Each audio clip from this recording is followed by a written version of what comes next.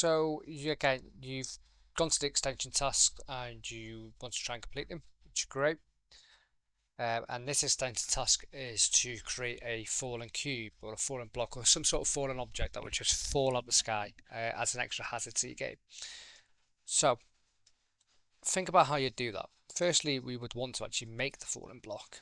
So let's say I'm going to have the fallen block in between here.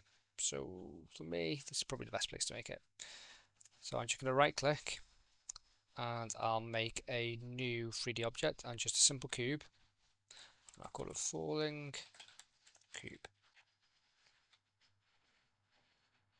Just going to drag it over here to where I want it to be. To here. Make it slightly bigger, so just scale it upwards. Okay, so what we want the cube to do is randomly drop out the sky and just drop like that. So it's an extra hazard for our player to dodge in the game. So every couple of seconds it will just drop out the sky, and then another couple of seconds after that another one drop, and then another one, and so on and so forth. So how do we actually make that happen? How is that going to drop from the sky? So first we're going to need a script, obviously, but we're going to need some components on this object to make that work. We need to add a component and then a rigid body. Okay, and then its kinematic needs to be off because it does need gravity on it, so it just needs to drop out the sky when it's spawned. We also need something called a spawn position.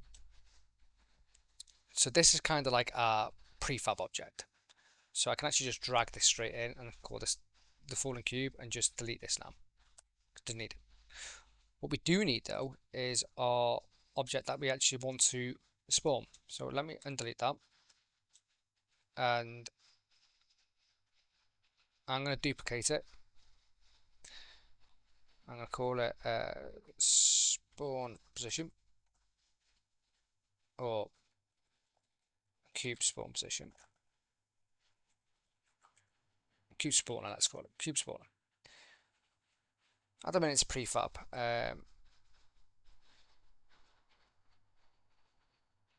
So I just want to unpack it.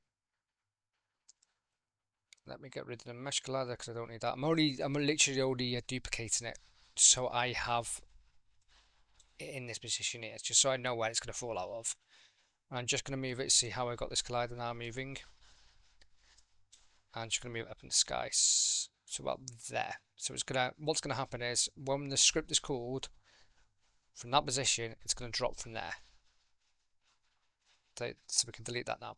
Cube spawner, just get rid of any rigid bodies, and we also don't even need a collider. It's just an empty game object.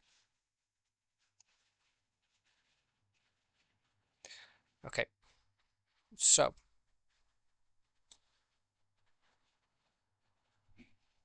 what we need to do is create our script. So we open up the fallen cube.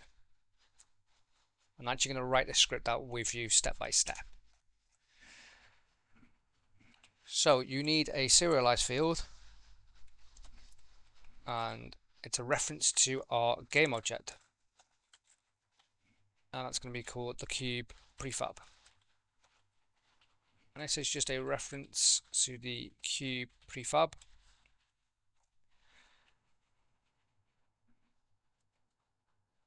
So we hit Control S to save, and then come back into Unity. And then on the cube spawner, if we drag the fallen cube onto it, you will now see we've got a reference to the cube prefab. So what we do is go into the prefabs folder and drag the fallen cube onto it. So now that's made reference to that fallen cube. Come back into our script, and then we need another serialized field, and it's just a float which is called time to drop. And I'm initially going to set this to 2 seconds. So a float to hold how long between drops. So all it's going to do is wait 2 seconds, and then every 2 seconds it's going to drop that cube.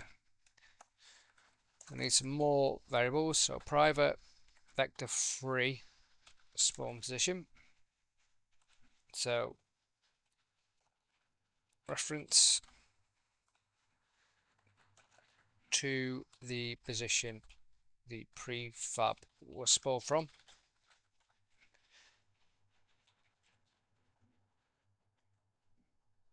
Another reference to a game object, and this is actually going to be the spawned cube. I'll explain that in a second. So this is a reference to the cube that we've just spawned. So not to confuse you, but this is what we're going to spawn. So that's the prefab. That's literally that's like a reference saying grab this template and then spawn this template. This is saying that template you just spawned, well, this is what it is. We're going to call it the spawn cube. Okay. And then we're also going to make another private variable, which is this time is a boolean, and this is called has dropped. And initially it's going to be set to false. And this is just a boolean to check if we have dropped the object or not.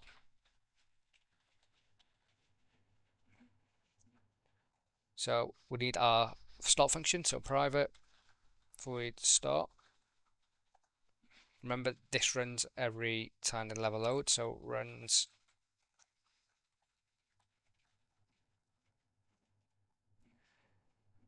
and all we're doing is we're going to set the spawn position to transform.position.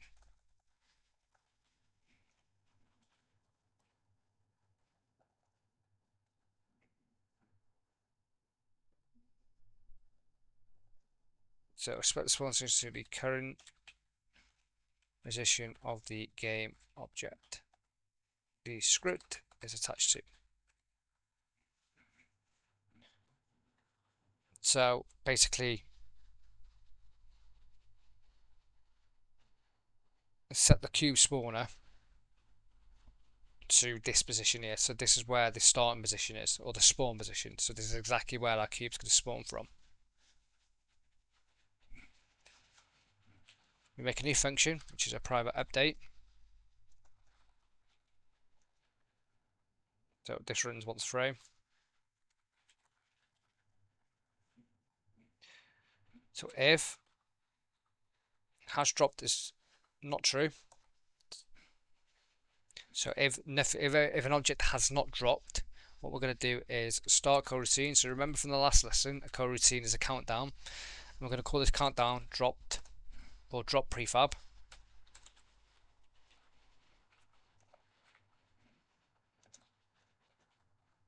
So start a countdown. We're also going to set as dropped to true. So update the boolean to state that we've dropped the object. Now if we dropped an object, this won't run again until that becomes false. Okay, so now we need to actually start the countdown timer. So IE enumerator, and then it's drop prefab. And we just need to wait for a certain amount of seconds. So yield return new, wait for seconds. Now this time, instead of us hard coding how long we're going to wait into the actual line of code itself, we're actually going to take that from a variable, and the variable is time to drop. So currently time to drop is set to 2 seconds, so it will wait for 2 seconds. Okay, but we can edit that in the inspector and make it shorter or faster, depending on how we want to run it. So we're going to wait 2 seconds, and then we say spawned cube is equal to instantiate. Now what instantiate to is basically spawns an object. So if we hover over instantiate, see what it says.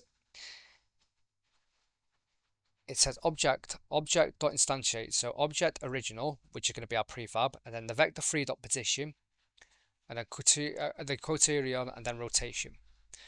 So this basically clones the original object and returns the clone. So all it's going to do is basically spawn it. So object.instantiate, so basically object spawn. The object we're going to spawn is our prefab at the start position, and then we don't want to play with the rotation. So to do that, we say instantiate, cube prefab. So that is the object we're spawning. Then we're going to spawn it at the spawn position. And because we don't want to play around with the rotation, we just say criterion.identify identity. And then create a new object, which is the prefab at the spawn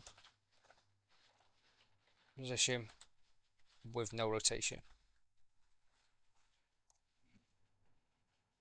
We set has dropped to false, and then destroy. In fact, we'll leave that for a second. So I just want to show you why I'm adding this in.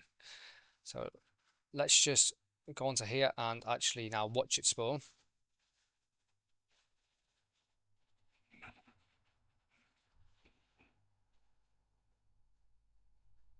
So you see every 2 seconds it's spawning.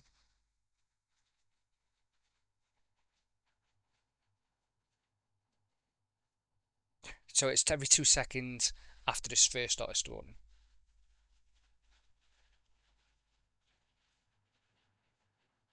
Now that might be too slow for you. So if that is too slow, all you've got to do is, if we stop, let's move this closer down here. And it gives the player less time to go through it.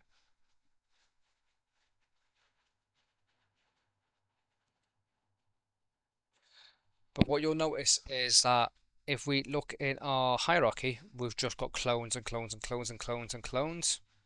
So if I hit F and I can control F, sorry, it's not destroying itself.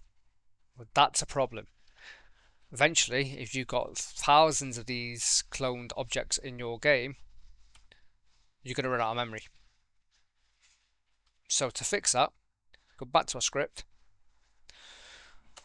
We just do a very simple line, and it's destroy, spawn the cube, and 2F. That's 3F because we're spawning for 2 seconds. So every 2 seconds we spawn a new object. We actually want to leave that to 3F. So after 3 seconds, that destroys itself. So the spawn cube will destroy itself after 3 seconds, and obviously the spawn cube is going to be this. So what we're saying is that the object to spawn cubed, is this, which is going to be our cube prefab at the spawn position with no rotation. So hit Control S, save, come back into the game.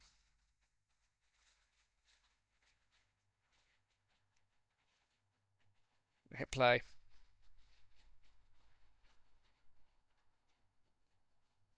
You see how it's destroying itself? So we're only ever having 2 objects in the game at any time, which is exactly what we want, because then it's not eating our memory. Imagine you had hundreds of these, so all throughout this level, let's say you've got, not hundreds, but let's say tens. Tens of these throughout your level, so it's a nice long level. That's going to be a problem, because you've got so much eaten into the memory then, because you've got to store this in your RAM. So it's best to be more efficient and just destroy it after a certain amount of seconds. And that is pretty much how you create this. But what I want to show you, if I change that to 0.5, then hit play, it now goes faster.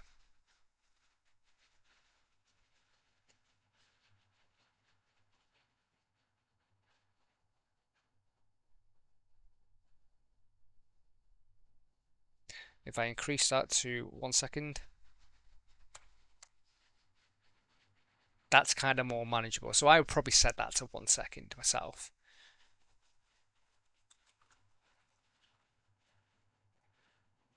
So now that becomes more manageable. Okay, so that's pretty much how you do your spawn cube, your cube spawner or your object spawner.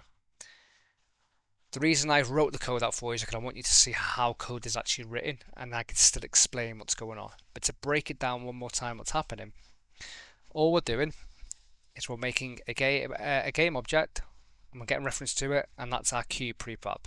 So that's the original cube we created. Once we made that original cube, we actually made an empty game object, which was then spawn a cube from that position, and that is the spawn position here, which is what we're getting reference to.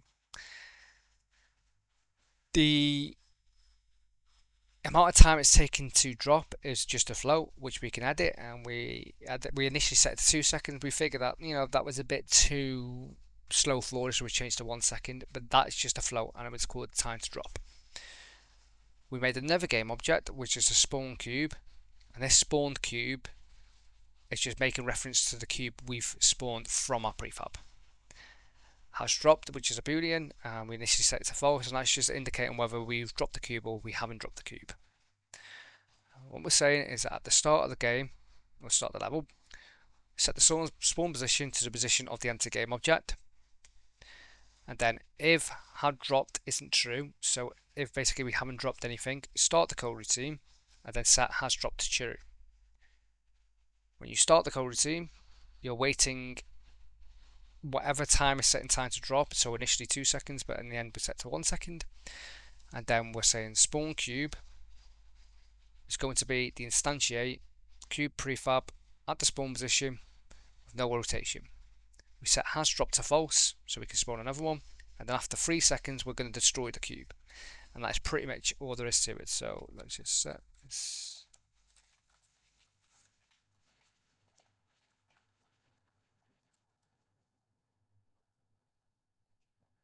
Again, it's a nice simple script, but I'd like to walk it through with you so you get a full understanding of what's actually happening. Okay, if you don't want to write the script, fine, just download it, but at least by watching this video you can understand what is happening and how it's working correctly. Okay, I hope this has been so helpful to you. Thank you.